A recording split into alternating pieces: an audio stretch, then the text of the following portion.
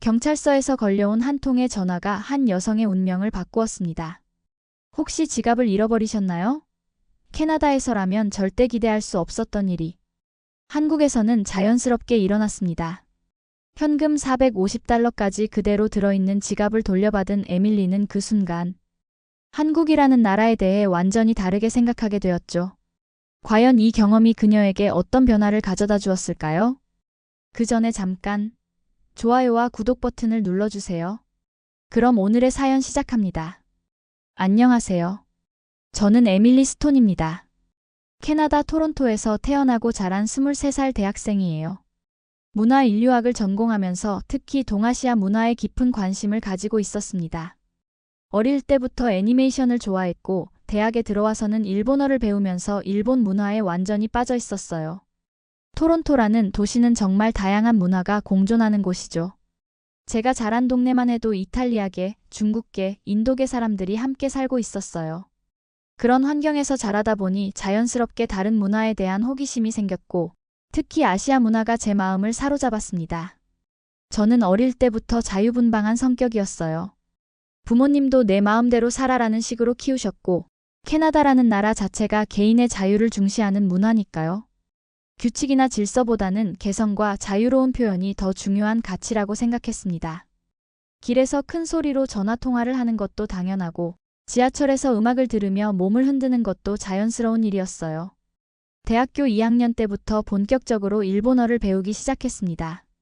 처음에는 애니메이션을 자막 없이 보고 싶다는 단순한 동기였는데 점점 일본 문화 전반에 빠져들게 되었어요. 일본의 정교한 예술, 세심한 서비스 정신, 그리고 전통과 현대가 조화를 이루는 모습이 너무 매력적으로 느껴졌거든요. 친구들은 저를 일본 덕후라고 놀리곤 했어요. 제 방에는 일본 관련 물건들로 가득했고 주말마다 토론토에 있는 일본 레스토랑을 찾아다녔습니다. 스시를 먹으면서 언젠가는 일본에 가서 진짜 일본 문화를 체험해보겠다는 꿈을 키웠어요. 그런데 정작 한국에 대해서는 별로 관심이 없었습니다. 솔직히 말하면 한국은 그냥 일본 옆에 있는 나라 정도로만 생각했어요. K-팝이나 한국 드라마가 인기라는 건 알고 있었지만 제게는 일본 문화가 더 깊이 있고 매력적으로 느껴졌거든요. 한국도 좋겠지만 일본만큼 특별할까? 라는 생각이었죠. 제가 다니는 토론토 대학교는 교환학생 프로그램이 잘 되어 있어서 3학년 때 꼭 일본으로 교환학생을 가겠다는 목표를 세웠습니다.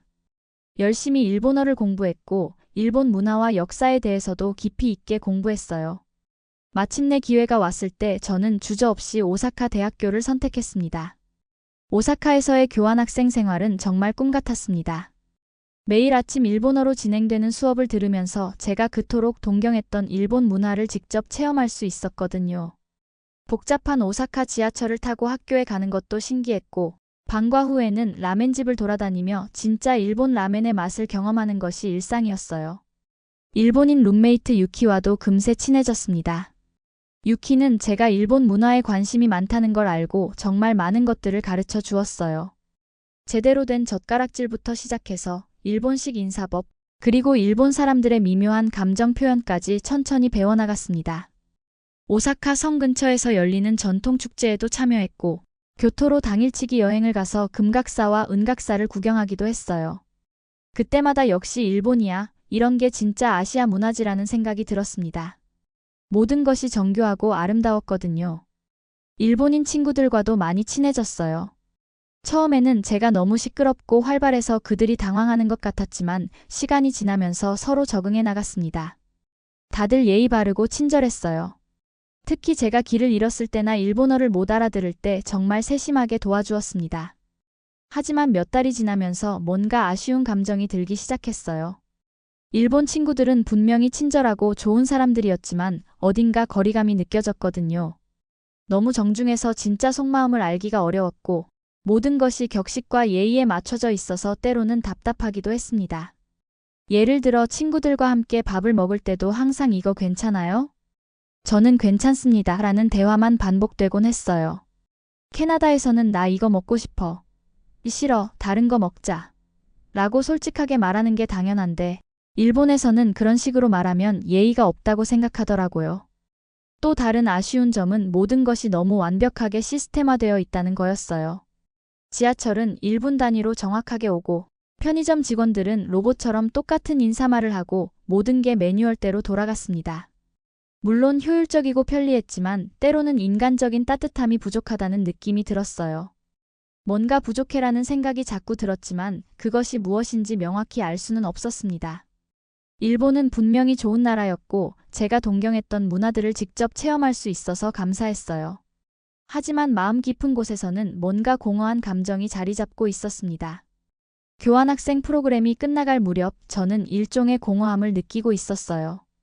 분명히 일본에서의 생활은 제 기대를 충족시켜 주었고 많은 것을 배울 수 있었습니다.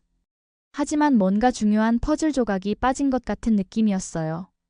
일본 친구들과의 마지막 저녁 식사 자리에서도 그런 감정이 들었습니다. 모두들 정중하게 작별 인사를 나누고 또 만날 수 있으면 좋겠다는 예의 바른 말들을 주고받았어요. 하지만 정말로 다시 만나고 싶다는 간절함이나 아쉬움을 진심으로 표현하는 사람은 없는 것 같았습니다. 유키와도 마찬가지였어요. 몇 달 동안 함께 생활했고 서로 많은 이야기를 나누었지만 막상 헤어질 때가 되니 수고하셨습니다. 좋은 경험이었습니다. 라는 격식적인 말만 오갔습니다. 저는 좀 더 감정적으로 정말 아쉽다. 너와 친구가 되어서 행복했다고 말하고 싶었지만 그런 말을 하면 일본 문화에 맞지 않을 것 같아서 참았어요. 돌아가기 며칠 전 혼자서 오사카 거리를 걸으면서 깊은 생각에 빠졌습니다. 내가 일본 문화에 대해 잘못 이해한 걸까? 아니면 내가 너무 많은 걸 기대한 걸까? 답을 찾을 수 없었어요. 일본의 서비스는 정말 완벽했습니다. 레스토랑에서는 물컵이 비기 전에 미리 채워주고 백화점에서는 직원들이 90도로 인사를 하며 고객을 맞이했어요. 하지만 그런 완벽함이 때로는 기계적으로 느껴졌습니다. 진심이 담긴 미소인지 아니면 그냥 업무상 웃는 건지 구분하기가 어려웠어요. 특히 일본인들의 혼내와 다테마의 문화를 이해하는 데 어려움을 겪었습니다. 겉으로는 네, 좋습니다 라고 말하지만 속으로는 다르게 생각할 수 있다는 것, 상대방의 진짜 의견을 알려면 미묘한 신호를 파악해야 한다는 것이 저에게는 너무 복잡하게 느껴졌어요. 캐나다에서 자란 저는 예스는 예스고 노는 노라는 직선적인 소통에 익숙했거든요. 하지만 일본에서는 아마도 그럴 수 있을 것 같은데요 라는 애매한 표현이 실제로는 거절의 의미일 수도 있다는 걸 나중에서야 알게 되었습니다. 또 다른 아쉬운 점은 깊은 인간관계를 형성하기 어렵다는 것이었어요. 일본인들은 개인의 사생활을 매우 중시해서 친해져도 가족 이야기나 개인적인 고민을 쉽게 터놓지 않더라고요. 저는 친구들과 모든 것을 공유하는 게 당연하다고 생각했는데 일본에서는 그런 관계가 오히려 부담스러워하는 분위기였어요. 가끔씩 진짜 일본 문화가 이런 건가? 라는 의문이 들었습니다. 혹시 제가 외국인이라서 겉담기식으로만 경험한 건 아닐까? 아니면 정말 이게 일본 사람들의 일상적인 소통 방식일까? 확답을 얻을 수 없어서 답답했어요. 마지막 주가 되면서 저는 뭔가 중요한 것을 놓치고 있다는 느낌이 강해졌습니다. 일본에서 배운 것들이 많았지만 동시에 뭔가 채워지지 않는 갈증 같은 것도 있었어요. 아시아 문화가 다 이런 건가? 아니면 다른 나라는 또 다를까? 라는 호기심이 슬슬 생기기 시작했습니다. 교환학생 프로그램을 모두 마치고 캐나다로 돌아가기 전에 저는 갑자기 한국에 잠시 들러보고 싶다는 생각이 들었어요. 특별한 이유가 있었던 건 아니에요. 그냥 일본 옆에 있는 나라니까 구경이나 해보자 정도의 가벼운 마음이었죠. 솔직히 한국에 대한 기대는 별로 없었습니다. 일본에서 몇 달 동안 살면서 아시아 문화는 이런 거구나라는 나름의 결론을 내린 상태였거든요. 한국도 일본과 비슷하게 예의 바르고 격식을 중시하는 문화일 거라고 생각했어요. 몇 일 구경하고 사진이나 몇 장 찍어서 캐나다 친구들에게 자랑하면 되겠다는 수준이었습니다. 항공권을 예약할 때도 가장 저렴한 걸로 골랐어요. 호텔도 그냥 위치만 좋으면 된다는 생각으로 명동 근처의 작은 호텔을 잡았습니다. 한국어는 전혀 모르니까 영어와 일본어로 어떻게든 소통하면 되겠다고 생각했어요. 인천국제공항에 도착한 순간 첫 번째 놀라움이 찾아왔습니다. 공항의 규모가 정말 대단했어요. 간사이 공항도 크다고 생각했는데 인천공항은 그보다도 더 웅장하고 현대적이었습니다. 한국이 이 정도야? 라는 생각이 들었어요. 공항에서 서울 시내로 들어가는 공항철도를 탔는데 시설이 정말 깔끔하고 좋더라고요. 일본의 지하철과는 또 다른 느낌이었어요. 좀 더 밝고 개방적인 분위기였달까요? 사람들도 일본처럼 조용했지만 뭔가 다른 종류의 에너지가 느껴졌습니다. 서울역에 도착해서 지하철로 갈아탔을 때 진짜 충격이 시작되었어요. 지하철 시설이 정말 현대적이고 체계적이었습니다. 노선도도 알아보기 쉽게 되어 있고 영어 안내 방송도 잘 되어 있더라고요. 한국이 이렇게 발전된 나라였어? 라는 생각이 들었습니다. 더 놀라운 건 사람들의 모습이었어요. 일본에서는 지하철에서 정말 조용했는데 한국에서는 조용하면서도 어딘가 활기찬 분위기가 있었어요. 젊은 사람들이 많고 패션도 세련되고 뭔가 역동적인 에너지가 느껴졌습니다. 명동에 도착해서 호텔에 체크인을 하고 나서 거리를 나왔을 때 또 한 번 놀랐어요. 정말 번화한 거리였거든요. 쇼핑몰, 화장품 가게, 레스토랑들이 빽빽하게 들어차 있는데 일본의 번화가와는 또 다른 매력이 있었어요. 좀 더 자유롭고 열린 분위기랄까요? 길에서 사람들을 관찰해보니 정말 신기했어요. 연인들이 팔짱을 끼고 다니는 모습, 친구들끼리 웃으면서 수다 떠는 모습이 일본보다 훨씬 자연스럽고 정감 있게 느껴졌습니다. 뭔가 다른데? 라는 생각이 들기 시작했어요. 저녁을 먹으러 한국 음식점에 들어갔는데 아줌마가 정말 친절하게 대해주시더라고요. 일본어로 몇 마디 하니까 알아들으시면서 어머, 일본에서 왔어요? 라고 물어보시더라고요. 그리고는 한국 음식에 대해서 이것저것 친절하게 설명해 주셨어요. 일본에서는 경험하지 못했던 종류의 친근함이었습니다. 그날 밤 호텔방에서 창밖을 내다보면서 저는 처음으로 한국이라는 나라에 대해 진지하게 생각해보게 되었어요. 내가 한국에 대해서 너무 몰랐구나. 이 나라에는 뭔가 특별한 게 있는 것 같은데 라는 호기심이 생기기 시작했습니다. 원래는 그냥 스쳐 지나갈 예정이었는데 벌써부터 더 알고 싶다는 마음이 들었어요. 다음 날 아침 일찍 일어나서 본격적인 서울 탐방을 시작했어요. 지하철 2호선을 타고 홍대 입구역으로 향했는데 그 과정에서 정말 많은 것들을 관찰할 수 있었습니다. 일본의 지하철과 비교했을 때 가장 큰 차이점은 분위기였어요. 일본에서는 모든 사람이 조용히 자기 일만 하고 있는 느낌이었는데 한국 지하철에서는 좀 더 자연스러운 인간적인 모습들이 보였습니다. 할머니가 손자에게 뭔가를 설명해 주시는 모습, 친구들끼리 작은 목소리로 수다 떠는 모습, 그리고 무엇보다 사람들이 서로에게 보이는 배려심이 인상적이었어요. 특히 놀란 건 노약자석 문화였습니다. 일본에서도 물론 노약자석이 있지만 한국에서는 젊은 사람들이 정말 자연스럽게 자리를 양보하더라고요. 임산부가 타시면 여러 사람이 동시에 일어서는 모습을 보고 깊은 인상을 받았어요. 이런 게 진짜 배려구나라는 생각이 들었습니다. 홍대 거리에 도착해서는 또 다른 충격을 받았어요. 대학가 특유의 자유롭고 활기찬 분위기가 정말 좋았습니다. 거리 공연을 하는 사람들, 예쁜 카페들, 그리고 젊은이들의 세련된 패션까지 모든 게 신선했어요. 점심시간에 한 작은 한식당에 들어갔는데 거기서 정말 특별한 경험을 했습니다. 메뉴를 보고 있는데 옆 테이블에 한국 대학생이 영어로 말을 걸어왔어요. 혹시 뭘 주문할지 모르겠으면 도와드릴까요? 라고 하더라고요. 그 학생 이름이 준호였는데 정말 친절하게 한국 음식에 대해서 설명해 주었어요. 이건 매우니까 외국인들한테는 좀 자극적일 수 있어요. 이건 달콤해서 처음 먹기에 좋아요 라고 하나하나 설명해 주시더라고요. 일본에서는 이런 식으로 먼저 다가와서 도움을 주는 사람을 만난 적이 거의 없었거든요. 준호와 함께 점심을 먹으면서 한국 문화에 대해 이야기를 나누었는데 정말 흥미로웠어요. 한국 사람들의 정문화에 대해서 설명해 주면서 한국에서는 낯선 사람이라도 도움이 필요하면 도와주는 게 자연스러운 일이에요 라고 말하더라고요. 정이 뭐예요? 라고 물어봤더니 준호가 한참 생각하다가 영어로 설명하기 어려운데 따뜻한 마음? 가족처럼 생각하는 마음? 라고 설명해 주었어요. 완전히 이해되지는 않았지만 뭔가 특별한 문화가 있다는 건 느낄 수 있었습니다. 오후에는 준호가 추천해준 경복궁에 가서 구경했어요. 전통 건축물들이 정말 아름다웠고 특히 한복을 입고 돌아다니는 사람들을 보니 한국의 전통 문화도 상당히 매력적이라는 생각이 들었어요. 그런데 경복궁에서 또 하나의 놀라운 일이 일어났습니다. 사진을 찍고 있는데 한 한국인 가족이 다가와서 사진 찍어드릴까요? 라고 물어보시더라고요. 그리고는 정말 정성껏 여러 각도에서 사진을 찍어주셨어요. 심지어 이 각도가 더 예쁘게 나올 것 같아요 라고 조언까지 해주시면서요. 일본에서는 사람들이 친절하긴 했지만 이렇게 먼저 다가와서 도움을 주는 경우는 별로 없었거든요. 요청하면 도와주시지만 먼저 제안하는 경우는 드물었어요.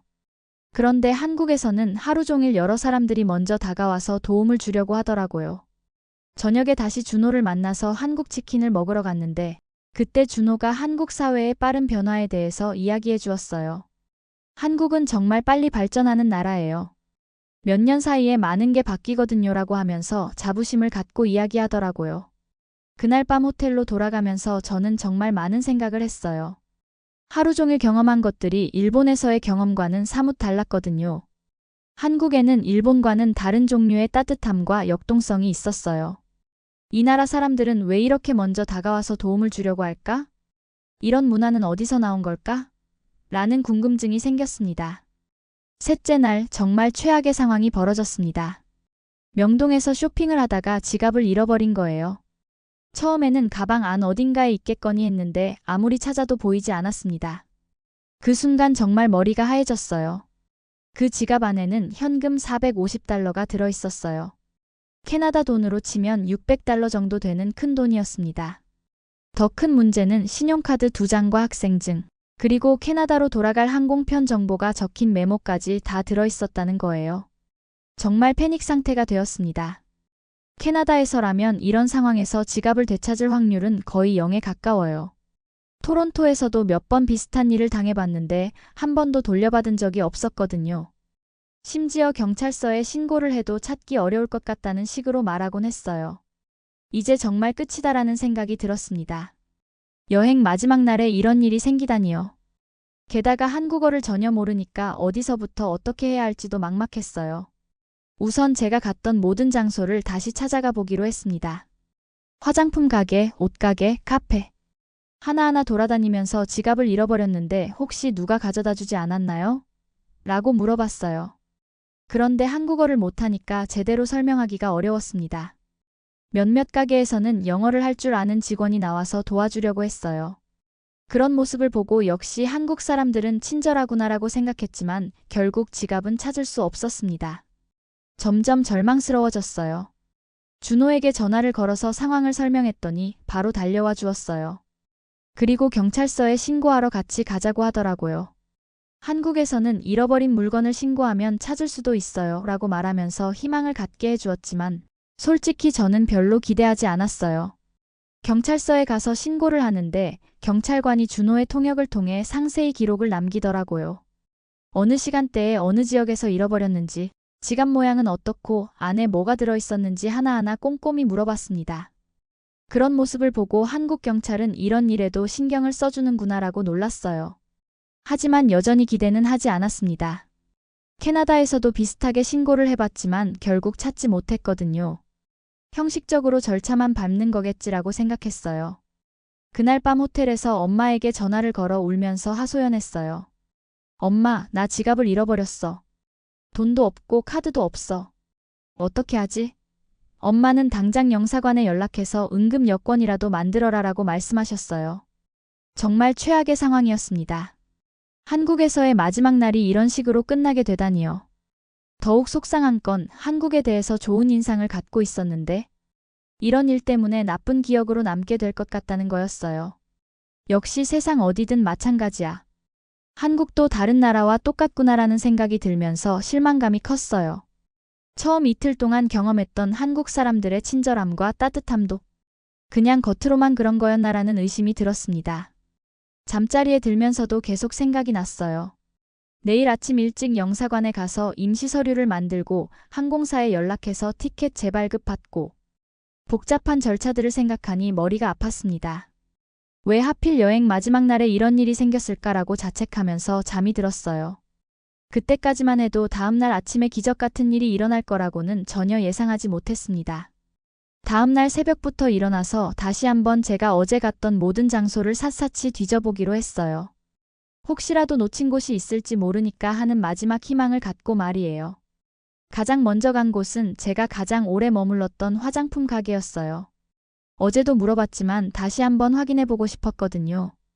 영어를 조금 할 줄 아는 직원분이 나와서 친절하게 대답해 주셨는데 역시나 없다고 하더라고요. 혹시 CCTV 같은 걸로 확인해 볼 수 있을까요? 라고 물어봤더니 죄송하지만 개인정보 보호 때문에 쉽지 않다고 하시면서도 정말 미안해 하시더라고요. 그런 모습을 보고 한국 사람들이 정말 선의를 갖고 도와주려고 하는구나 하는 생각은 들었지만 지갑은 여전히 찾을 수 없었어요. 그 다음에는 어제 점심을 먹었던 한 식당에 가봤습니다. 사장님이 저를 기억하시더라고요. 어제 준호하고 같이 온 외국인이구나라고 말씀하시면서 지갑 얘기를 하니까 정말 안타까워 하셨어요. 그리고는 가게 곳곳을 뒤져보시면서 혹시나 해서 찾아보셨지만 역시 없었습니다. 카페, 편의점, 심지어 제가 잠깐 들렸던 약국까지 갈 수 있는 모든 곳을 다 돌아다녔어요. 어디서든 사람들은 정말 친절하게 대해주었지만 지갑은 찾을 수 없었습니다. 점점 절망적인 기분이 들었어요. 역시 안 되는구나. 내가 너무 순진했나? 하는 생각이 들면서 체념하기 시작했습니다. 오후에는 캐나다 영사관에 연락을 해봤어요.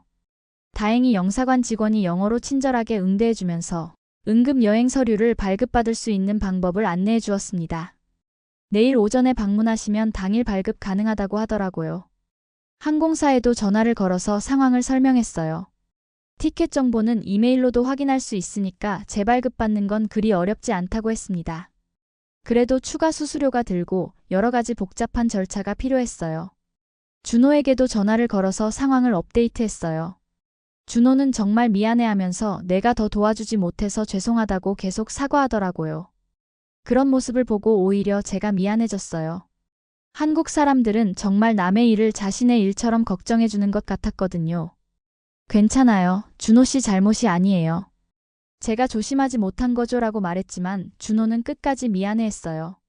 한국에서 이런 안 좋은 일이 생겨서 정말 죄송하다면서 한국에 대한 인상이 나빠질까봐 걱정된다고 하더라고요. 그런 말을 듣고 오히려 저는 한국과 한국 사람들에 대해 다시 생각하게 되었어요. 이런 일이 생긴 건 한국의 잘못이 아니야. 어느 나라에서든 일어날 수 있는 일이고 오히려 한국 사람들이 이렇게 도와주려고 하는 게 고마운 거지라는 생각이 들었거든요. 그날 저녁 호텔방에서 짐을 정리하면서 복잡한 감정이 들었어요. 지갑을 잃어버린 건 정말 안타깝고 속상했지만 한국에서 만난 사람들의 따뜻함은 정말 기억에 남았거든요. 준호뿐만 아니라 가게 사장님들, 경찰관, 심지어 길에서 만난 사람들까지 모두 진심으로 도와주려고 했어요. 이런 나라구나라는 생각이 들었어요. 물건은 잃어버릴 수 있지만 사람들의 마음은 정말 따뜻한 나라. 그런 생각을 하면서 다음에 기회가 되면 다시 한번 한국에 와보고 싶다는 마음이 생겼어요. 물론 여전히 지갑을 찾을 수 있을 거라는 기대는 하지 않았습니다. 내일 아침에 영사관 가서 서류 발급받고 공항으로 가자는 계획을 세우면서 잠자리에 들었어요. 그날 밤 잠자리에서 정말 많은 생각을 했어요. 지갑을 잃어버린 것도 속상했지만 더 복잡한 감정들이 마음속에서 뒤섞이고 있었거든요. 내가 너무 방심했나? 하는 자책감이 먼저 들었어요. 캐나다에서도 항상 조심하라고 부모님이 말씀하셨는데 한국에서는 왠지 안전할 것 같다는 착각을 했던 것 같아요. 이틀 동안 한국 사람들의 친절함을 경험하면서 경계심을 늦췄던 거죠. 하지만 동시에 한국 사람들이 나쁜 건 아니야 라는 생각도 들었어요. 지갑을 가져간 사람이 한국인인지 외국인인지도 모르는 일이고 설령 한국 사람이라고 해도 그 한 사람의 행동으로 전체를 판단할 수는 없잖아요. 오히려 지갑을 잃어버린 후에 만난 사람들의 반응이 더 인상적이었어요. 모든 사람이 진심으로 안타까워하면서 도와주려고 했거든요. 가게 사장님들은 바쁘신 와중에도 시간을 내서 구석구석 찾아보셨고 경찰관은 꼼꼼하게 신고를 받아주셨어요. 이런 게 진짜 한국 문화인 것 같아라는 생각이 들었습니다. 남의 어려움을 보면 그냥 지나치지 못하고 도와주려고 하는 마음 말이에요. 준호의 경우도 그랬어요. 저와 아무 관계도 없는 외국인인데 제 일을 자신의 일처럼 걱정해 주더라고요. 그러면서 일본에서의 경험과 비교하게 되었어요. 일본에서도 사람들이 친절하긴 했지만 뭔가 선을 그어놓고 도와주는 느낌이었다면 한국에서는 그런 경계선이 없는 것 같았어요. 좀 더 가족적이고 인간적인 느낌이랄까요? 혹시 내가 한국을 너무 이상화하고 있는 건 아닐까? 하는 의심도 들었어요. 단 며칠 동안의 경험으로 한 나라의 문화를 판단하는 게 맞나 싶었거든요. 어쩌면 제가 운 좋게 좋은 사람들만 만났을 수도 있고 한국에도 나쁜 사람들이 있을 수도 있잖아요. 하지만 그런 의심보다는 순수한 호기심이 더 컸어요. 한국 사람들은 왜 이렇게 따뜻할까? 이런 문화는 어떻게 만들어진 걸까? 하는 궁금증이 계속 들었거든요. 문화인류학을 전공하는 학생으로서 정말 흥미로운 경험이었어요. 같은 동아시아 문화권이라고 해도 일본과 한국이 이렇게 다를 수 있다는 게 신기했거든요. 겉으로 보기에는 비슷한 것 같은데 실제로 살아보니 사람들의 소통 방식, 관계 맺는 방식이 많이 달랐어요. 특히 인상적이었던 건 한국 사람들의 정이라는 문화였어요. 준호가 설명해줬지만 여전히 완전히 이해되지는 않았어요. 하지만 분명한 건 그런 정 때문에 사람들이 낯선 사람에게도 관심을 갖고 도움을 주려고 한다는 거였어요. 만약 지갑을 찾지 못하더라도 이번 경험은 정말 값진 거였어라는 생각이 들었어요. 한국이라는 나라와 한국 사람들에 대해 알게 된 것만으로도 충분히 의미가 있었거든요. 그러면서 문득 언젠가 다시 한국에 와보고 싶다는 마음이 생겼어요. 이번에는 너무 짧은 여행이라 걷잡기만 했는데 다음에는 좀 더 오래 머물면서 한국 문화를 깊이 있게 경험해보고 싶다는 생각이 들었습니다. 한국어도 배워보면 어떨까? 하는 생각도 들었어요. 준호와 대화할 때도 영어로 하다 보니 한계가 있었거든요. 한국어로 대화할 수 있다면 한국 사람들과 더 깊은 교류를 할 수 있을 것 같았어요. 마음 한구석에서는 여전히 혹시나 하는 희망이 남아 있었어요. 만에 하나 지갑을 찾게 되면 정말 기적이겠지만, 하지만 현실적으로는 거의 불가능하다고 생각했어요. 캐나다에서의 경험을 생각하면 잃어버린 물건을 다시 찾는 일은 거의 없었거든요. 그렇게 복잡한 마음으로 뒤척이다가 잠이 들었어요. 다음 날 아침 7시쯤이었어요. 갑자기 호텔 전화가 울렸습니다. 누가 이렇게 이른 시간에 전화를 할까 싶어서 받았는데 프런트 데스크 직원이었어요. 손님, 죄송합니다만 경찰서에서 전화가 왔습니다. 라고 하더라고요. 처음에는 무슨 말인지 이해가 안 됐어요. 경찰서요? 왜요? 하고 물어봤더니 지갑 관련해서 연락이 왔다고 하는 거예요. 순간 심장이 멎는 줄 알았어요. 설마 하는 마음으로 급하게 옷을 갈아입고 프런트로 내려갔습니다. 프런트 직원이 영어를 조금 할 줄 아셔서 상황을 설명해 주셨어요. 경찰서에서 외국인 분이 지갑을 잃어버리셨다고 신고하신 거 맞나요? 누군가가 습득해서 신고했다고 합니다. 라고 하더라고요. 정말 믿을 수 없었어요. 진짜요? 정말 제 지갑인가요? 경찰서 전화번호를 받아서 직접 전화를 걸어봤어요. 다행히 영어를 할 줄 아는 경찰관이 받아주셨습니다. 혹시 어제 지갑을 잃어버리신 캐나다인 분이신가요? 갈색 가죽 지갑 안에 캐나다 달러와 신용카드가 들어있는? 네, 맞습니다. 정말 제 지갑이에요. 하고 대답했는데 목소리가 떨렸어요. 경찰관은 지금 경찰서로 오시면 확인 후 돌려드릴 수 있습니다. 라고 말씀해 주시더라고요. 택시를 타고 경찰서로 향하는 동안 정말 가슴이 두근거렸어요. 정말 내 지갑일까? 혹시 다른 사람 것은 아닐까? 하는 의심과 제발 내 거였으면 좋겠다는 간절함이 교차했습니다. 경찰서에 도착해서 신분증을 보여주고 지갑에 대해 설명했어요. 안에 캐나다 달러 450달러와 비자카드, 마스터카드가 들어있고 학생증과 항공편 정보가 적힌 메모지가 있다고 하니까 경찰관이 고개를 끄덕이시더라고요. 그리고 드디어 제 지갑이 나왔어요. 정말 제 지갑이 맞았습니다.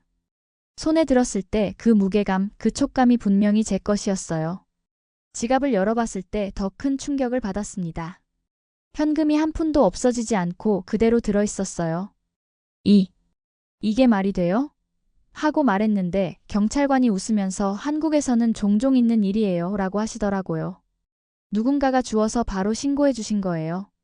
한국 사람들은 남의 물건을 찾으면 경찰서에 신고하는 게 당연하다고 생각해요. 그 순간 정말 눈물이 날 것 같았어요. 캐나다에서라면 절대 기대할 수 없었던 일이 한국에서는 자연스럽게 일어난 거예요. 심지어 현금까지 그대로 들어있다는 게 믿어지지 않았습니다. 누가 가져다 주신 거예요? 감사 인사라도 드리고 싶은데? 라고 물어봤더니 익명으로 신고하셔서 연락처는 알 수 없어요. 하지만 전해달라는 메시지가 있어요 라고 하시더라고요. 경찰관이 작은 메모지를 주면서 한국어로 쓰여 있는데 해석해 드릴게요 라고 하셨어요.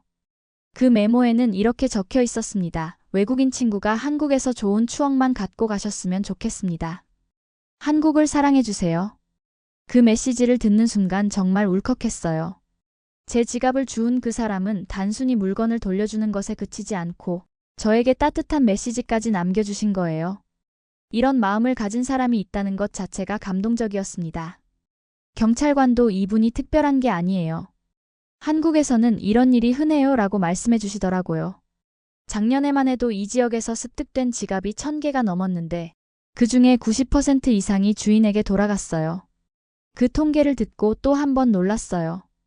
90%라니 캐나다에서는 상상도 할 수 없는 수치였거든요. 한국이라는 나라는 정말 특별한 곳이구나라는 생각이 들었습니다. 경찰서를 나오면서 저는 완전히 다른 사람이 된 기분이었어요. 지갑을 되찾았다는 안도감보다는 한국과 한국 사람들에 대한 깊은 감동이 마음을 가득 채웠습니다. 이런 나라가 있다니, 이런 사람들이 있다니. 즉시 준호에게 전화를 걸어서 소식을 전했어요. 준호도 정말 기뻐하면서 다행이다. 역시 한국에서는 이런 기적이 일어나지. 라고 하더라고요. 그리고는 이걸 기념해서 점심이라도 같이 먹자고 제안했습니다. 지갑을 되찾은 후 저는 완전히 다른 마음이 되었어요. 원래는 그날 오후 비행기를 타고 캐나다로 돌아갈 예정이었는데 갑자기 한국을 더 알고 싶다는 마음이 강하게 들었습니다. 준호와 함께 점심을 먹으면서 이 이야기를 했어요. 정말 놀라운 경험이었어요. 이런 나라는 처음이에요. 원래 오늘 떠날 예정이었는데 며칠 더 머물고 싶어졌어요. 준호는 정말 기뻐하면서 그럼 비행기표를 연기하면 어때요? 라고 제안했어요. 한국에 대해서 더 알고 싶다면 제가 안내해 드릴게요. 관광지만 보는 게 아니라 진짜 한국 사람들이 사는 모습을 보여드릴게요. 그래서 바로 항공사에 전화를 걸어서 항공편을 일주일 연기했어요. 추가 비용이 좀 들었지만 전혀 아깝지 않았어요. 오히려 이 돈으로 한국에 대해 더 알 수 있다면 정말 값진 투자다라는 생각이 들었거든요. 호텔도 일주일 더 연장 예약했어요. 그리고 무엇보다 중요한 건 한국어 기초 회화책을 사는 것이었습니다. 지금까지는 영어와 일본어로만 소통했는데 한국어를 조금이라도 배워보고 싶었거든요. 안녕하세요, 감사합니다, 죄송합니다 같은 기본적인 인사말부터 시작해서 얼마예요? 어디예요? 같은 실용적인 표현들을 외우기 시작했어요. 준호가 발음을 교정해주면서 에밀리 씨 발음이 정말 좋아요. 라고 격려해 주었습니다. 그 다음에는 체계적인 계획을 세웠어요. 단순히 관광지만 돌아다니는 게 아니라 한국 사람들의 일상 문화를 직접 경험해보고 싶었거든요. 첫 번째 계획은 한국 가정 문화를 경험하는 것이었어요. 준호가 우리 부모님께 소개해드릴까요? 라고 제안했을 때 정말 기뻤어요.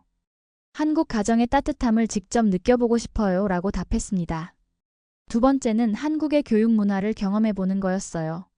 준호가 다니는 대학교에 같이 가서 한국 대학생들의 생활 모습을 보고 한국의 교육열에 대해서도 알아보고 싶었어요. 세 번째는 한국의 음식 문화를 깊이 있게 탐구하는 거였어요. 그냥 유명한 한식당에서 먹는 게 아니라 동네 작은 식당, 시장 음식, 길거리 음식까지 다양하게 경험해보고 싶었습니다. 네 번째는 한국의 전통 문화와 현대 문화의 조화를 이해하는 거였어요. 궁궐과 전통 건축물뿐만 아니라 현대적인 쇼핑몰, IT 기술, K-파프 문화까지 폭넓게 경험해보고 싶었어요. 마지막으로는 한국 사람들의 정문화를 더 깊이 이해하는 것이었어요. 지갑 사건을 통해 한국인들의 따뜻한 마음을 경험했지만 그것이 어떤 역사적, 문화적 배경에서 나온 것인지 알고 싶었거든요. 준호는 제 계획을 들으면서 정말 기뻐했어요. 보통 외국인 관광객들은 경복궁, 명동, 강남만 보고 가는데 에밀리 씨는 정말 한국을 이해하려고 하시는군요 라고 말하면서 감동받은 표정을 지었어요. 그리고 저에게 정말 소중한 제안을 했습니다. 제가 한국 생활을 안내해드리는 대신 에밀리 씨가 서구 문화에 대해서 저희에게 이야기해 주시면 어떨까요? 서로 문화 교류를 하는 거죠. 정말 좋은 아이디어라고 생각했어요. 단순히 한국 문화를 일방적으로 배우는 게 아니라 제가 알고 있는 캐나다 문화와 서구 문화를 나눠주면서 진정한 의미의 문화 교류를 할 수 있겠다 싶었거든요. 좋아요. 저도 캐나다 문화와 북미 대학생 생활에 대해서 많이 이야기해 드릴 수 있어요 라고 답했습니다. 그렇게 해서 저의 특별한 한국 문화 탐방이 시작되었어요. 그날 저녁 혼자서 호텔 방에 앉아 있으면서 정말 신기한 기분이 들었어요. 불과 24시간 전에는 절망적이었는데 지금은 새로운 모험을 앞두고 설레고 있으니까요. 한국이라는 나라가 나에게 새로운 기회를 주는 것 같아라는 생각이 들었습니다. 일주일 동안의 한국 문화 탐방이 시작되었어요. 준호와 함께 정말 다양한 곳을 다니면서 한국 사람들의 일상을 직접 경험할 수 있었습니다. 가장 먼저 간 곳은 준호네 집이었어요. 준호 부모님을 처음 뵈었을 때의 충격은 아직도 잊을 수 없어요. 어머니께서 저를 보시자마자 어머, 우리 준호가 말한 외국인 친구구나 라고 하시면서 정말 따뜻하게 맞아주셨거든요. 한국 가정의 정이 어떤 건지 그때 처음 알았어요. 저녁 준비도 다 안 되었는데 갑자기 온 손님을 위해서 어머니가 부엌에서 이것저것 만들어주시더라고요. 괜찮다. 그냥 간단하게 먹으면 된다고 말씀드려도 아니야. 멀리서 온 손님인데. 어떻게 대충 대접해라고 하시면서 정성껏 음식을 차려주셨어요. 특히 인상적이었던 건 아버지의 말씀이었어요. 한국에서 좋은 경험만 하고 가야 한다면서 우리나라 사람들이 다 좋은 사람은 아니지만 대부분 외국인들에게 친절하다고 말씀해 주셨어요. 그리고 한국 사람들은 가족처럼 생각하면 정말 따뜻하게 대해준다고 설명해 주시더라고요. 준호네 가족과 함께 저녁을 먹으면서 한국의 식사 문화를 배웠어요. 모든 음식을 함께 나눠 먹는 문화, 어른께 먼저 수저를 드리는 예의, 그리고 밥을 다 먹을 때까지 함께 앉아있는 문화까지. 캐나다와는 정말 달랐지만 훨씬 따뜻하고 정감 있는 느낌이었어요. 어머니께서는 제가 젓가락질을 서툴게 하는 걸 보시고 직접 가르쳐 주셨어요. 이렇게 잡고 이렇게 움직이는 거야 라고 하시면서 정말 인내심 있게 알려주시더라고요. 그리고 제가 조금이라도 잘하면 잘한다, 잘한다 라고 칭찬해 주셨어요. 그 다음 날에는 준호와 함께 대학교에 가봤어요. 한국 대학생들의 생활이 정말 흥미로웠어요. 도서관에서 밤늦게까지 공부하는 모습, 동아리 활동을 열심히 하는 모습, 그리고 선후배 관계까지 캐나다와는 많이 달랐어요. 특히 놀라웠던 건 한국 대학생들의 영어 실력이었어요. 저와 이야기해보고 싶어하는 학생들이 많았는데 대부분 영어를 꽤 잘하더라고요. 그리고 외국 문화에 대한 호기심도 정말 많았어요. 캐나다는 어떤 나라예요? 캐나다 대학생들은 어떻게 공부해요? 라는 질문들을 정말 많이 받았어요. 저도 한국에 대해 궁금한 게 많았지만 한국 학생들도 서구 문화에 대해 알고 싶어 하는 게 많다는 걸 알았어요. 한국 학생들과 함께 점심을 먹으면서 한국의 교육 문화에 대해 많은 이야기를 나눴어요. 한국은 교육열이 정말 높다는 이야기는 들어봤지만 직접 학생들과 이야기해보니 그 이유를 알 수 있었어요. 부모님께서 우리를 위해 정말 많은 희생을 하셨거든요 라고 한 학생이 말하더라고요. 그래서 우리도 열심히 공부해서 좋은 결과를 보여드리고 싶어요. 그런 말을 듣고 한국의 교육열이 단순한 경쟁의식이 아니라 가족에 대한 사랑과 책임감에서 나오는 거라는 걸 이해하게 되었어요. 또 다른 날에는 준호와 함께 전통시장에 가봤어요. 동대문 시장과 남대문 시장을 돌아다니면서 한국의 서민 문화를 경험했는데 정말 활기차고 정감 넘치는 곳이었어요. 시장 아주머니들이 정말 재미있으셨어요. 외국인이네? 어디서 왔어? 라고 물어보시면서 캐나다라고 대답하면 어머, 캐나다, 추운 나라지? 라고 하시면서 관심을 보여주시더라고요. 특히 한 떡볶이 가게 아주머니가 저에게 이거 매우니까 조심해서 먹으라고 하시면서 덜 매운 걸로 특별히 만들어주셨어요. 그리고 외국인 친구 처음이야? 라고 물어보시면서 한국 음식 어때? 맛있어? 라고 계속 걱정해 주시더라고요. 그런 모습들을 보면서 저는 한국 사람들의 정이 정말 특별하다는 걸 느꼈어요. 처음 보는 외국인에게도 마치 가족처럼 관심을 갖고 챙겨주시는 모습이 너무 감동적이었거든요. 하지만 여전히 언어의 벽은 있었어요. 기본적인 인사말과 간단한 표현들은 배웠지만 깊은 대화를 나누기에는 부족했어요. 때로는 정말 답답할 때도 있었지만 그럴 때마다 준호가 통역을 해주거나 사람들이 몸짓으로라도 소통하려고 노력해 주셔서 큰 어려움은 없었어요. 행복한 시간은 정말 빨리 지나갔어요.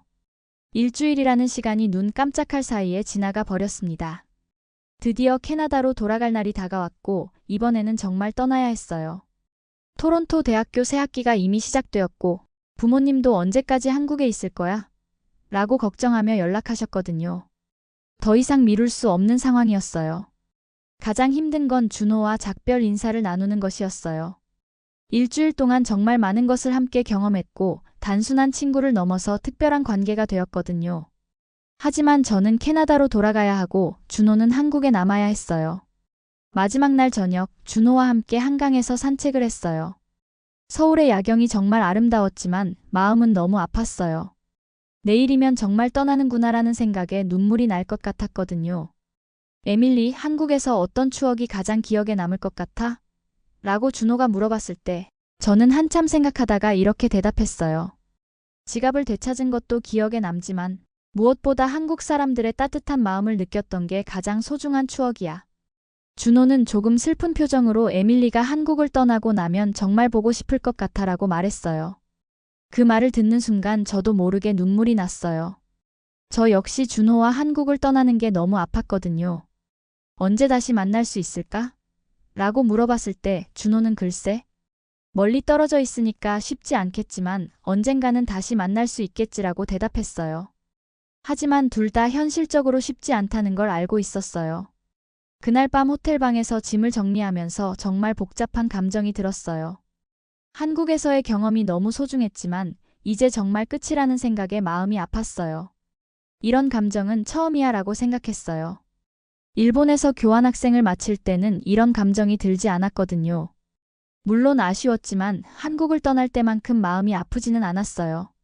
왜 이렇게 한국이 그리운 걸까? 라고 자문했지만 명확한 답을 찾을 수 없었어요. 다음 날 아침 공항으로 가는 길에 준호가 배웅을 나와줬어요. 지하철에서 공항철도로 갈아탈 때까지 함께 와주면서 안전하게 잘 들어가라고 계속 말했어요. 인천공항에 도착해서 출국 수속을 밟기 전에 마지막으로 준호와 이야기를 나눴어요. 정말 고마웠어. 준호 덕분에 한국에서 정말 좋은 경험을 할 수 있었어라고 말했더니 준호도 나도 에밀리 덕분에 외국 문화에 대해 많이 배울 수 있었어라고 답했어요. 연락하고 지내자라고 약속했지만 시차도 있고 서로 바쁠 테니까 현실적으로 쉽지 않을 거라는 걸 둘 다 알고 있었어요. 그래도 SNS로나마 소식을 주고받기로 했어요. 드디어 헤어질 시간이 되었을 때 저는 정말 울 것 같았어요. 고마워, 준호. 너를 만날 수 있어서 정말 행복했어 라고 말하면서 포옹을 나눴어요. 준호도 목이 메인 목소리로 나도야, 에밀리. 한국을 잊지 말아줘라고 말했어요. 출국장으로 들어가면서 뒤를 돌아봤을 때 준호가 손을 흔들고 있는 모습이 보였어요. 그 순간 정말 가슴이 아팠어요. 이렇게 헤어지는 게 맞나? 정말 이게 끝인가? 라는 생각이 들었거든요. 비행기에 탑승하면서 창밖으로 보이는 서울의 모습을 보니 더욱 아쉬웠어요. 언제 다시 이 도시를 볼 수 있을까? 라는 생각에 정말 울컥했어요. 한국에서의 모든 순간들이 영화처럼 스쳐 지나갔어요. 이런 나라가 있다니. 이런 사람들이 있다니. 라는 생각을 하면서 한국을 떠났어요. 그때만 해도 몇 달 후에 제 인생을 바꿀 중요한 결정을 내리게 될 거라고는 전혀 예상하지 못했습니다. 캐나다로 돌아온 후 몇 주가 지났지만 한국에서의 경험을 잊을 수 없었어요. 토론토 대학교 수업에 다시 참여하고 친구들과 만나고 일상을 되찾으려고 노력했지만 계속 한국이 그리웠어요. 특히 준호와의 연락이 점점 줄어들면서 더욱 아쉬워졌어요. 처음에는 매일 메시지를 주고받았지만 시차 때문에 실시간 대화가 어려웠고 서로 바쁜 일상에 추위 지나면서 자연스럽게 소원해졌거든요. 캐나다 친구들은 제가 한국 이야기만 하는 걸 보고 너 완전히 한국에 빠졌구나라고 놀렸어요. 실제로 맞는 말이었어요. 한국 음식이 그리워서 코리아타운에 자주 갔고 한국어 공부도 계속하고 있었거든요. 그런데 진짜 전환점이 된 건 한 달 후에 일어났어요.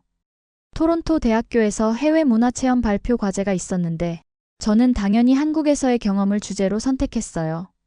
발표를 준비하면서 한국에서 찍은 사진들을 다시 보고 그때의 감정들을 되살려보니까 더욱 한국이 그리워졌어요. 특히 준호네 가족과 함께 찍은 사진, 시장에서 떡볶이를 먹으며 찍은 사진들을 보면서 정말 좋았었는데 라는 생각이 들었어요. 발표 당일 저는 한국에서 발견한 정문화와 공동체 의식이라는 주제로 이야기했어요. 지갑을 되찾은 경험부터 시작해서 한국 가정에서 경험한 따뜻함, 시장에서 만난 사람들의 친절함까지 생생하게 발표했어요. 특히 마지막 부분에서 이렇게 말했어요. 한국에서 저는 단순히 관광을 한 게 아니라 진정한 인간적 따뜻함이 무엇인지 배웠습니다. 그곳에서 만난 사람들의 마음은 제 인생관을 바꿔놓았어요. 발표가 끝난 후 교수님께서 정말 인상적인 경험이었네요. 에밀리는 한국 문화를 정말 깊이 있게 이해한 것 같아요 라고 말씀해 주셨어요. 그리고는 혹시 한국에서 더 공부해 볼 생각은 없나요? 라고 물어보셨어요. 그 질문을 듣는 순간 뭔가 번개를 맞은 것 같았어요. 그래, 그거야. 왜 그 생각을 못했지? 한국에서 더 공부할 수 있다면 준호도 다시 만날 수 있고 한국 문화도 더 깊이 있게 배울 수 있잖아요. 수업이 끝난 후 바로 국제교류처에 가서 한국 교환학생 프로그램에 대해 문의했어요. 다행히 다음 학기 한국 교환학생 프로그램이 있었고 아직 신청 기간이었어요. 하지만 문제가 있었어요. 이미 일본에서 교환학생을 다녀왔기 때문에 또 다른 교환학생 프로그램에 참여하려면 특별한 사유가 필요했어요. 게다가 부모님을 설득하는 것도 쉽지 않을 것 같았어요. 그날 저녁 집에 가서 부모님께 이야기를 꺼냈어요. 엄마, 아빠, 나 한국에서 교환학생을 하고 싶어. 아버지는 처음에 반대하셨어요. 벌써 일본에서 교환학생을 했잖아. 이제 졸업 준비에 집중해야 하는 거 아니야? 어머니도 한국에서 뭘 더 배우려고 하는데? 라고 물어보셨어요. 저는 차근차근 설명해 드렸어요.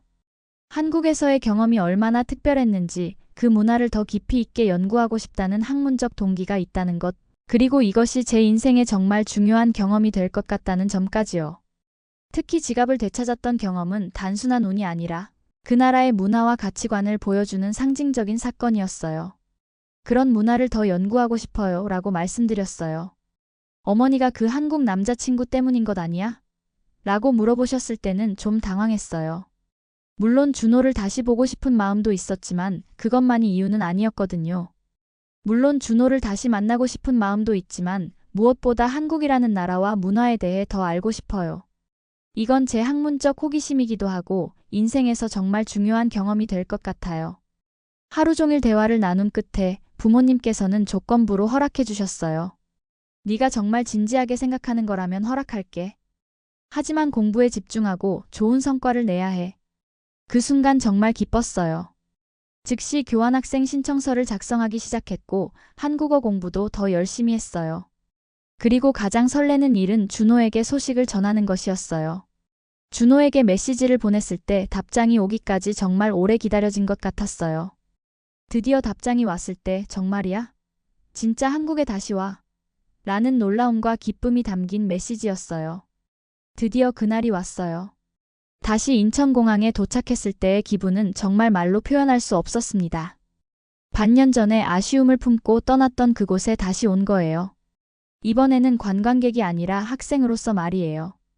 공항에서 나오는데 준호가 서 있는 게 보였어요. 반년 동안 보지 못했는데도 금방 알아볼 수 있었죠. 준호도 저를 보자마자 환하게 웃으면서 손을 흔들었어요. 그 순간 정말 감격스러웠어요. 에밀리, 정말 왔구나. 준호가 달려와서 말했을 때 저는 눈물이 날 뻔했어요. 응, 다시 왔어. 정말 보고 싶었어.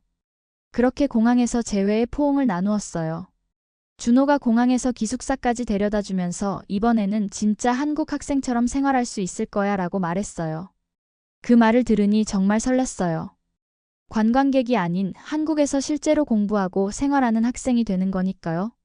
기숙사에 짐을 풀고 나서 첫 번째 한 일은 준호에게 캐나다에서 가져온 선물을 주는 것이었어요. 메이플 시럽과 캐나다 대학교 티셔츠, 그리고 토론토 관련 기념품들을 준비했거든요. 준호가 정말 기뻐하는 모습을 보니 저도 덩달아 기뻤어요. 와, 진짜 캐나다 선물이네. 고마워, 에밀리라고 하면서 메이플 시럽을 바로 맛보더라고요. 달콤하네. 이게 진짜 캐나다 맛이구나. 다음 날부터 본격적인 한국 대학 생활이 시작되었어요. 한국어 수업을 듣는 것부터 시작해서 한국사, 한국 문화 수업까지 다양한 과목을 수강했어요.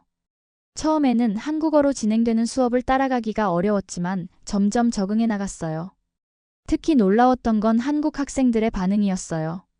외국인 학생이 한국어로 수업을 듣는다는 게 신기했나 봐요. 발음이 정말 좋아요. 한국어 잘하시네요. 라는 칭찬을 많이 들었어요. 한국어 수업에서는 제가 유일한 서양인이었는데 중국, 일본, 베트남에서 온 학생들과 함께 공부했어요. 처음에는 다들 서로 어색했지만 시간이 지나면서 정말 좋은 친구들이 되었어요. 무엇보다 좋았던 건 준호와의 관계가 더욱 깊어진 것이었어요. 이전에는 일주일이라는 짧은 시간 동안만 만날 수 있었지만 이제는 매일 볼 수 있게 되었거든요. 같은 대학에 다니니까 자주 만나서 함께 공부하고 밥도 먹고 서울 곳곳을 다닐 수 있었어요. 그리고 한 달쯤 지났을 때 준호와 저 사이에 특별한 변화가 일어났어요. 어느 날 저녁 한강에서 산책을 하다가 준호가 갑자기 에밀리, 내가 할 말이 있어라고 하더라고요. 뭔데? 하고 물어봤을 때 준호가 조금 망설이면서 사실 너를 처음 만났을 때부터 특별한 감정이 있었어. 그런데 너가 캐나다로 돌아간다고 했을 때 정말 아쉬웠거들라고 말했어요. 그 말을 듣는 순간 제 심장이 두근거렸어요. 사실 저도 준호에 대해 비슷한 감정을 갖고 있었거든요. 하지만 서로 다른 나라 사람이라서 쉽게 말하지 못했던 거예요. 나도 너에 대해서 특별한 감정이 있었어라고 대답했을 때 준호의 얼굴에 환한 미소가 번졌어요. 그 순간 우리는 자연스럽게 서로를 바라보다가 첫 키스를 나눴어요. 한강의 야경 아래에서의 그 순간은 정말 로맨틱했어요. 이게 꿈인가? 라는 생각이 들 정도로 황홀했어요. 한국에 다시 온 것도 기적 같았는데 준호와 연인이 될 수 있다니. 그날 이후로 우리는 정식으로 연인 관계가 되었어요. 한국에서 한국인 남자친구가 생긴 거죠. 정말 꿈만 같았어요. 준호는 저에게 한국 문화를 가르쳐주는 최고의 선생님이었어요. 한국어는 물론이고 한국의 연애 문화, 가족 문화, 사회 문화까지 모든 걸 차근차근 알려주었어요. 특히 한국의 커플 문화가 정말 재미있었어요. 커플 티셔츠를 입고 다니는 것, 100일, 200일 같은 기념일을 챙기는 것, 그리고 서로를 부르는 다양한 애칭들까지. 캐나다와는 정말 다른 문화였지만 너무 귀엽고 달콤했어요. 준호네 부모님께서도 저를 정말 반갑게 맞아주셨어요. 우리 준호가 좋은 여자친구를 만났구나라고 하시면서 저를 딸처럼 아껴주셨어요. 한국의 가족 문화를 더욱 깊이 체험할 수 있게 되었죠. 그렇게 저의 두 번째 한국 생활이 시작되었어요. 이번에는 단순한 관광이나 체험이 아니라 진정한 한국인으로서의 생활을 시작한 거예요. 한국에서의 새로운 생활이 시작되면서 정말 많은 변화들이 일어났어요. 가장 먼저 느낀 건 한국어 실력이 급속도로 늘어난다는 것이었습니다. 연인이 된 준호와 매일 한국어로 대화하다 보니 자연스럽게 실력이 향상되었어요.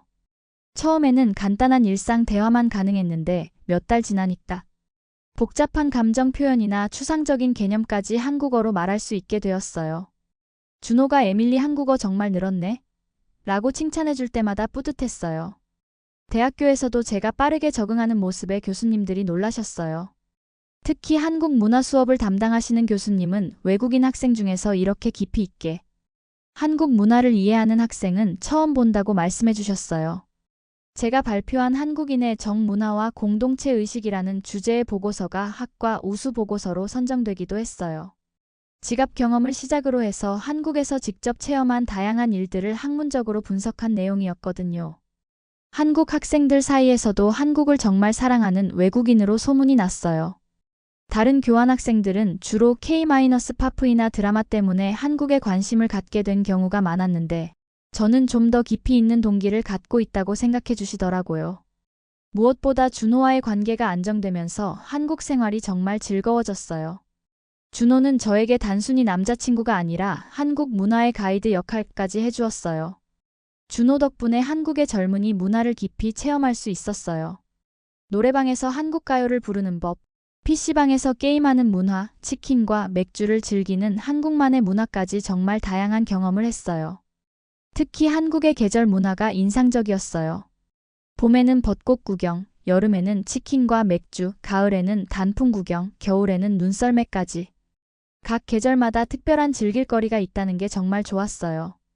준호네 가족들과의 관계도 더욱 깊어졌어요. 명절 때는 전통 차례상 차리는 법을 배웠고 어머니께서는 한국 요리 만드는 법을 직접 가르쳐 주셨어요. 김치 담그는 법부터 시작해서 불고기, 갈비찜까지 다양한 한국 음식을 배웠어요. 에밀리야, 이제 진짜 한국 며느리감이네라고 어머니께서 농담하실 때마다 정말 기뻤어요. 한국 가정의 일원이 된 기분이었거든요. 아버지께서는 한국의 역사와 문화에 대해서 많이 가르쳐 주셨어요. 한국이 어떻게 이렇게 빠르게 발전할 수 있었는지, 한국인들의 끈기와 교육열이 어디서 나오는지 같은 깊이 있는 이야기들을 해주셨어요. 그런 이야기들을 들으면서 저는 한국이라는 나라에 대해 더욱 깊은 애정을 갖게 되었어요. 단순히 좋은 경험을 한 나라가 아니라 정말로 사랑하게 된 제2의 고향 같은 느낌이었어요. 캐나다 부모님께도 정기적으로 한국에서의 소식을 전해드렸어요. 처음에는 언제까지 한국에 있을 거야?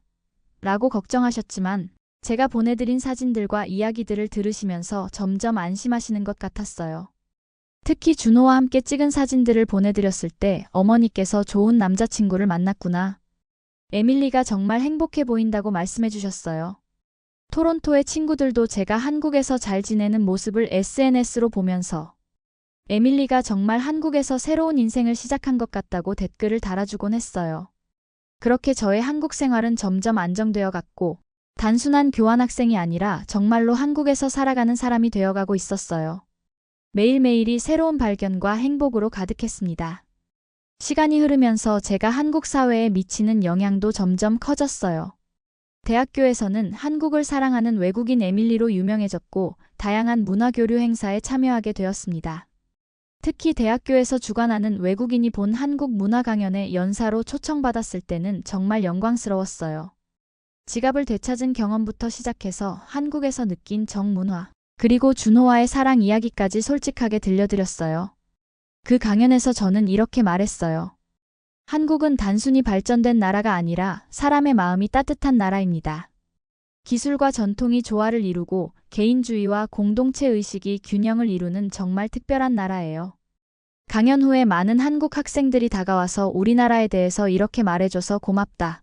외국인 친구가 이렇게 생각해준다니 정말 뿌듯하다고 말해주었어요. 그런 반응들을 보면서 저는 문화의 다리 역할을 하고 있다는 보람을 느꼈어요. 한국인들에게는 자국 문화에 대한 자부심을 갖게 해주고 다른 외국인들에게는 한국의 참된 매력을 알려주는 역할 말이에요. 한국의 국제적 성과들을 볼 때마다 정말 자랑스러웠어요. 특히 한국이 태국의 K-방산 무기와 FA-50 전투기를 수출한다는 소식을 들었을 때는 마치 제 나라 일처럼 기뻤어요.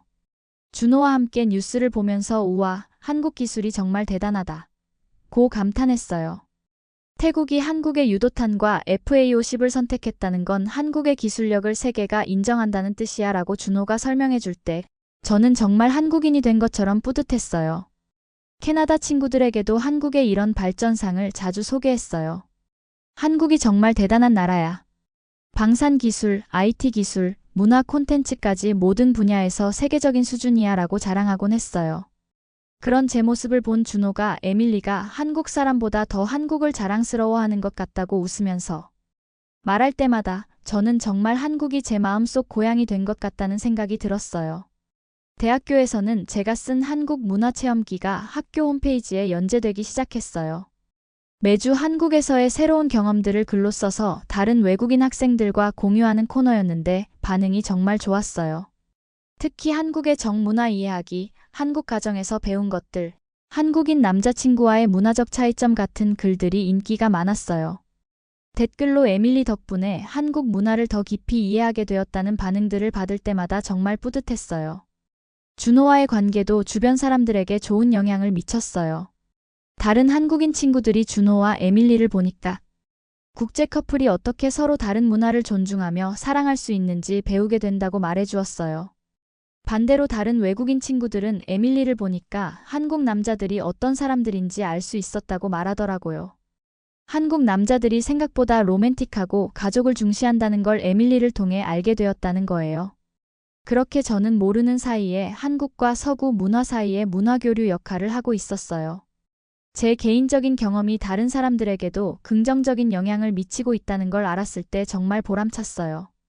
한국에서의 생활이 길어지면서 저는 점점 더 한국인처럼 생활하게 되었어요. 지하철에서는 자연스럽게 자리를 양보하고 어른께는 정중하게 인사드리고 한국 음식도 젓가락으로 능숙하게 먹을 수 있게 되었어요. 이제 저는 한국에서 생활한 지 1년이 넘었어요. 되돌아보니 정말 많은 것들이 변했습니다. 겉모습만 봐도 예전의 제가 아니에요. 한국식 패션을 즐기게 되었고 화장법도 한국 스타일을 배웠어요. 무엇보다 가장 큰 변화는 생각하는 방식이에요. 예전에는 개인주의적이고 자유분방했다면 이제는 다른 사람을 배려하는 마음이 자연스럽게 몸에 배었어요. 한국에서 생활하면서 우리라는 개념을 진정으로 이해하게 되었거든요. 한국어도 이제 정말 유창해졌어요. 처음에는 안녕하세요, 감사합니다 정도만 할 수 있었는데 이제는 한국인 친구들과 농담도 주고받고 복잡한 감정도 표현할 수 있게 되었어요. 준호는 이제 한국어가 네이티브급이야 라고 칭찬해주기도 해요. 요리 실력도 많이 늘었어요. 준호 어머니께서 가르쳐주신 덕분에 김치찌개, 된장찌개, 불고기 같은 한국 음식을 혼자서도 만들 수 있게 되었어요. 캐나다 친구들에게 동영상을 보내면 에밀리가 정말 한국 아줌마가 된 것 같다고 놀리곤 해요. 가장 의미 있는 변화는 가치관의 변화예요. 예전에는 개인의 자유와 독립성을 가장 중시했다면 이제는 가족과 공동체의 중요성을 깊이 깨닫게 되었어요. 한국의 가족 문화를 경험하면서 함께 있을 때의 따뜻함이 얼마나 소중한지 알게 되었거든요. 준호와의 관계도 더욱 깊어졌어요. 처음에는 문화적 차이 때문에 오해가 생기기도 했지만 서로를 이해하려고 노력하면서 정말 돈독한 관계가 되었어요. 이제는 말하지 않아도 서로의 마음을 아는 사이가 되었어요. 특히 한국의 눈치 문화를 이해하게 된 건 정말 큰 변화였어요. 처음에는 왜 직접 말하지 않고 눈치로 알아야 해? 라고 답답해했는데 이제는 그런 미묘한 소통 방식이 때로는 더 아름답다는 걸 알게 되었어요. 준호가 에밀리는 이제 정말 한국 사람 같아. 한국 사람보다 더 한국적인 것 같아라고 말할 때면 정말 뿌듯해요. 외국인으로서 한국 문화를 완전히 이해한다는 건 쉬운 일이 아닌데 제가 그렇게 할 수 있었다는 게 자랑스러워요. 한국에서의 생활이 길어지면서 진로에 대해서도 새로운 생각을 하게 되었어요. 원래는 캐나다로 돌아가서 박물관이나 문화원에서 일할 계획이었는데 이제는 한국과 관련된 일을 하고 싶다는 생각이 들어요. 특히 한국과 서구 사회를 연결하는 문화교류 분야에서 일하고 싶어요. 제가 경험한 것처럼 다른 외국인들도 한국의 참된 매력을 알 수 있도록 돕는 일 말이에요. 준호와도 미래에 대한 이야기를 자주 해요. 결혼하게 되면 어느 나라에서 살까? 아이들은 어떤 문화로 키울까? 같은 진지한 대화들이요. 아직 구체적인 결정을 내린 건 아니지만 서로 함께 미래를 그려나가고 있어요. 캐나다 부모님께서도 제 변화를 긍정적으로 보고 계세요. 에밀리가 정말 성숙해졌구나. 한국에서 좋은 경험을 많이 한 것 같다고 말씀해 주세요. 그리고 언제 한번 한국에 가서 에밀리의 새로운 모습을 직접 보고 싶다고 하세요. 이제 저는 두 개의 고향을 가진 사람이 된 것 같아요. 캐나다에서 태어나고 자란 것은 변하지 않는 사실이지만 한국도 제 마음속에 진정한 고향이 되었어요. 두 나라의 문화를 모두 사랑하고 두 나라 모두에서 편안함을 느끼는 사람이 되었어요. 나는 정말 행복한 사람이야 라는 생각을 자주 해요. 우연히 잃어버린 지갑 하나 때문에 시작된 인연이 이렇게 제 인생을 완전히 바꿔놓았으니까요. 이 이야기를 마무리하면서 여러분께 꼭 전하고 싶은 메시지가 있어요. 제가 한국에서 경험한 모든 것들을 통해 깨달은 정말 소중한 가치들 말이에요. 가장 먼저 말씀드리고 싶은 건 정직과 신뢰의 중요성이에요. 제가 잃어버린 지갑을 되찾을 수 있었던 것은 단순한 행운이 아니었어요. 그것은 한국 사회에 뿌리 깊게 자리 잡은 정직성과 배려심 때문이었거든요. 남의 물건을 주우면 주인에게 돌려줘야 한다는 당연한 가치가 실제로 실천되는 사회. 그런 사회에서 살 수 있다는 것 자체가 얼마나 행복한 일인지 여러분도 함께 느끼셨으면 좋겠어요. 두 번째로는 진정한 배려와 정의 가치예요. 한국에서 제가 경험한 정이라는 문화는 정말 특별했어요. 낯선 외국인인 저를 가족처럼 받아주고 제가 어려울 때 먼저 나서서 도와주려고 하는 그 마음들 말이에요. 이런 정 문화는 하루아침에 만들어진 게 아니라 오랜 시간에 걸쳐 한국인들이 함께 만들어온 소중한 유산이라는 걸 알게 되었어요. 그리고 이런 문화가 계속 이어져 나가는 것이 얼마나 중요한지도 깨달았어요. 세 번째는 열린 마음으로 다른 문화를 받아들이는 것의 소중함이에요. 처음에 저는 일본 문화에만 관심이 있었고 한국에 대해서는 별로 기대하지 않았어요. 하지만 편견을 버리고 열린 마음으로 받아들였을 때 정말 놀라운 경험들을 할 수 있었어요. 여러분도 혹시 어떤 나라나 문화에 대해 선입견을 갖고 계신가요? 한 번쯤은 그런 편견을 내려놓고 열린 마음으로 바라보시기 바라요. 저처럼 인생을 바꿀 만한 소중한 경험을 하실 수 있을 거예요. 네 번째는 사랑과 관계의 힘이에요. 준호와의 만남을 통해 저는 진정한 사랑이 무엇인지, 그리고 서로 다른 문화를 가진 사람들이 어떻게 이해하고 사랑할 수 있는지 배웠어요. 사랑은 정말 모든 벽을 허물 수 있는 힘이 있는 것 같아요. 마지막으로는 용기의 중요성이에요. 만약 제가 한국에 다시 오기로 결정하지 않았다면 지금의 행복은 없었을 거예요. 때로는 인생에서 큰 결정을 내려야 할 순간이 있는데 그때 용기를 내는 것이 얼마나 중요한지 알게 되었어요. 이 모든 경험을 통해 저는 한국이라는 나라가 정말 특별한 곳이라는 확신을 갖게 되었어요. 기술적으로 발전되었을 뿐만 아니라 사람의 마음이 따뜻한 나라. 전통과 현대가 조화를 이루고 개인과 공동체가 균형을 이루는 나라. 그런 나라에서 살 수 있다는 것 자체가 축복이에요. 여러분께서도 일상 속에서 작은 배려와 친절을 실천해 보시기 바라요. 길에서 물건을 주우면 주인을 찾아주시고 어려움에 처한 사람이 있으면 먼저 다가가서 도와주세요. 그런 작은 실천들이 모여서 더 따뜻한 사회를 만들 수 있을 거예요.